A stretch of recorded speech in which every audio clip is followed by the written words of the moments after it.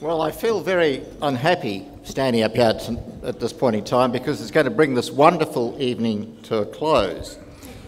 And I think that's the operative word. We've had a wonderful presentation and a wonderful discussion of the issues from Robert tonight. And dare I use the word illuminating, certainly exhilarating and inspiring, the last 45 minutes to an hour that we've enjoyed. The clarity, the depth, the broad scope of his comments, and above all, the substantive basis, the strength of his argument.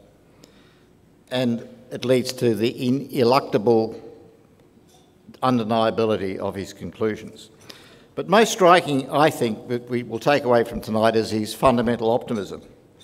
And that's not based on the classic, simplistic, we'll just wish that all things will be nice and we'll all live happily ever after. But it's based on a fundamental realism about what we need to do and what is possible. Fundamentally, it's about a belief in reason and our culture.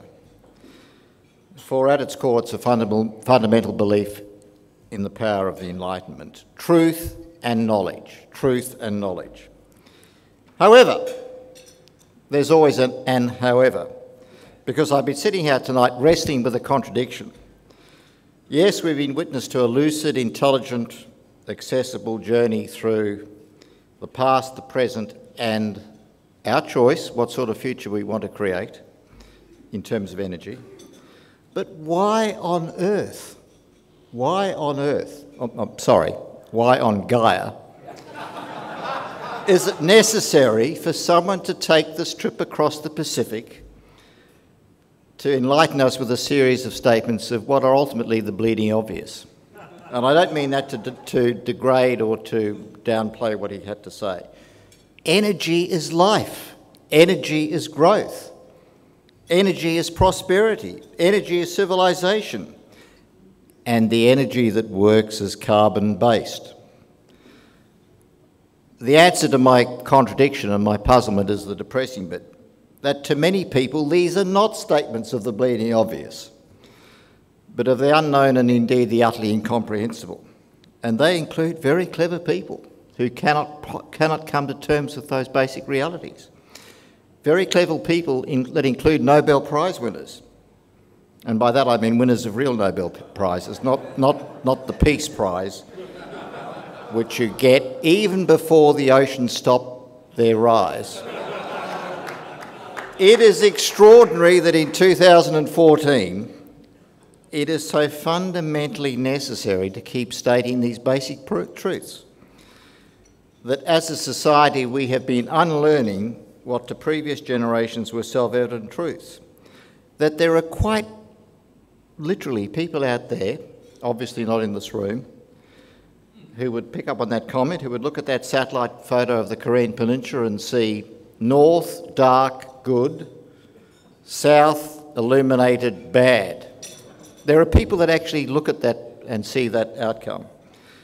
There are quite clearly, quite undeniably, people out there who believe, if unknowingly, and remember that the most endemic social disease of our generation is cognitive dissonance, people out there who actually believe that the worst thing that the human race ever did was to invent fire, was to discover fire, and by that release the whole process of carbon-based energy. And but for that, we could all have lived happily ever after in a non-carbon Gaia. Now, the best thing that any speaker can do is to leave us wanting more. And Robert has certainly done that tonight. And he provides the more in his latest book: smaller, faster, lighter, denser, cheaper. 5 words that rather brilliantly capture the 2,000-year story of the triumph of humanity, and do so very much in an optimistic, because that's the other takeout, I think, of tonight, Robert's fundamental optimism about the ability for us to meet the challenges of the future and to prosper from them, to do so in a 21st century context. In his book, and he repeated tonight, that he's neither an alarmist nor a denier, that he's a resolute agnostic.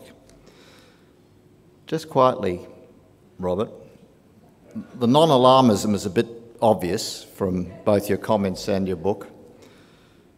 And if you just scroll through both the chapters in his book and the op-ed, the headlines of the op-eds he's written in recent months, you sort of get that reality.